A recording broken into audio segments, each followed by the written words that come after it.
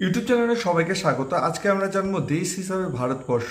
এখান থেকে যে সমস্ত শর্ট প্রশ্নগুলো আলোচনা করব সেটি বিভিন্ন কম্পিটিশন পরীক্ষা সহ ক্লাস 11-এর ফার্স্ট সেমিস্টারের খুবই ইম্পর্টেন্ট। চলো শুরু করা যাক। প্রথমেই দেখো, আয়তনের ভিত্তিতে পৃথিবীতে ভারতের স্থান হলো, এখানে অপশন দেওয়া আছে প্রথম, দ্বিতীয়, সপ্তম, অষ্টম। ধরো তাহলে সঠিক অ্যান্সারটি কী হবে?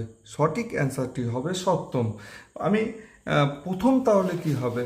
প্রথম এখানে বইটা দেখো, এখানে প্রথম হবে রাশিয়া, কানাডা দ্বিতীয়, চীন তৃতীয়, মার্কিন যুক্তরাষ্ট্র চতুর্থ, ব্রাজিল পঞ্চম, অস্ট্রেলিয়া ষষ্ঠ এবং ভারতবর্ষ হচ্ছে সপ্তম। ভারতবর্ষের আয়তন কত? 32,87,263 বর্গ কিলোমিটার। এটা মনে রাখবে। নেক্সট প্রশ্ন, ভারত এশিয়া মহাদেশের কোন দিকে অবস্থিত? ভারত, এখানে ওয়ার্ল্ডের মানচিত্র রয়েছে। আমি মনে রাখার টেকনিক বলে দিচ্ছি। ডান হাতটি সবসময় শক্তিশালী, এই জন্য পূর্ব, বাম হাতটি কম শক্তিশালী পশ্চিম, মাথা উত্তর, পাটা হচ্ছে দক্ষিণ। তাহলে ভারতবর্ষ এই জায়গায় দেখতে পাচ্ছ। ভারতবর্ষ কোন দিকে অবস্থিত? সবাই চোখ বন্ধ করে বলতে পারবে, ভারতবর্ষ হচ্ছে দক্ষিণ দিকে অবস্থিত। নেক্সট প্রশ্ন, প্রাচীনকালে কারা প্রথম ইন্ডিয়া নামটি দেয়? প্রাচীনকালে প্রথম ইন্ডিয়া নামটি দেয় গ্রিকরা। কোন রাজার নামানুসারে আমাদের দেশের নাম হয় ভারতবর্ষ? সবাই আশা করি ছোট থেকেই পড়েছ, ভরত রাজার নাম অনুসারে আমাদের দেশের নাম হয় ভারতবর্ষ। ইন্দুস শব্দটির অর্থ, ইন্দুস মানে যখন আসবে সিন্ধু, তাহলে সিন্ধু অঞ্চলের বসবাসকারী অধিবাসীদের কিন্তু ইন্দুস বলা হতো। তারপর দেখো, ভারতীয় সংবিধানে কোন নামটিতে স্বীকৃতি দেওয়া হয়েছে? ভারতীয় সংবিধান কোন নামটি স্বীকৃতি দেওয়া হয়েছে? এখানে রয়েছে ধরো অপশন ইন্ডিয়া, ভারতবর্ষ, তারপর ভারত, তারপর বাংলাদেশ। তাহলে সঠিক উত্তর হবে ভারত। নেক্সট আমাদের প্রশ্ন দেখো, বৈচিত্র্যের মধ্যে ঐক্য কথাটি কোন দেশের জন্য প্রাসঙ্গিক?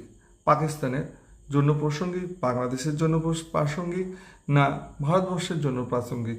সঠিক উত্তরটি হবে ভারতবর্ষ, কারণ এখানে বিভিন্ন ধর্মের লোক বসবাস করে, একসাথে বসবাস করা হয় এবং তাদের কালচার আলাদা, ড্রেস পোশাক আলাদা, ভাষাও আলাদা। কিন্তু ভারতবর্ষের ভূভাগের আকৃতি কেমন? ভারতবর্ষের ভূভাগের আকৃতি কেমন? দেখো এখানে ছবিতে ভারতবর্ষের ভূভাগের আকৃতি কেমন হবে? এটা ভারতবর্ষের মানচিত্র, আমি ছোট করছি। তাহলে ভারতবর্ষের আকৃতি দেখো ত্রিভুজ আকৃতি। এখানে এইভাবে করে আমি যদি টানি তাহলে কি হচ্ছে? ত্রিভুজ আকৃতি। ভারতবর্ষের আকৃতি হচ্ছে ত্রিভুজ আকৃতি। পেনিনসুলার কথাটির অর্থ কি? পেনিনসুলার কথাটির অর্থ হচ্ছে উপদ্বীপ। ভারতবর্ষের কোন অংশটি উপদ্বীপ? ভারতবর্ষের কোন অংশটি উপদ্বীপ? এই ছবিতে দেখতে পাচ্ছ। তাহলে ভারতবর্ষের দক্ষিণ অংশটি কিন্তু উপদ্বীপ। তারপর যে ভূভাগে তিন দিকে জল দ্বারা বেষ্টিত তাকে কি বলা হয়?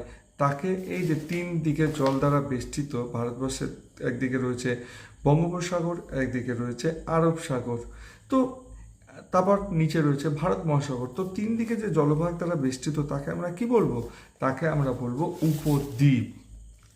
তা পৃথিবীর বৃহত্তম উপদ্বীপ কোনটি? পৃথিবীর বৃহত্তম উপদ্বীপ কিন্তু ভারতবর্ষ।